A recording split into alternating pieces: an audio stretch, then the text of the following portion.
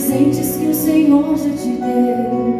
Tua família é um dos mais importantes tesouros, planos do amor de Deus.